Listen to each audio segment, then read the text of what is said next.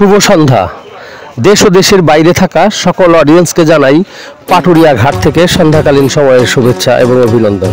আজকে আমি আছি পাটুরিয়ার 5 নম্বর ঘাটে, যে ঘাটে এই কিছুদিন আগে এক ফেরিডুবি ঘটেছে। সে ফেরিডুবির ঘটনা বিশ্বের সব জায়গা থেকেই দেখেছে। তো তারই ধারাবাহিকতায় আজকে আমি দেখাবো একটা ফেরি কিভাবে আনলোড করা হয়।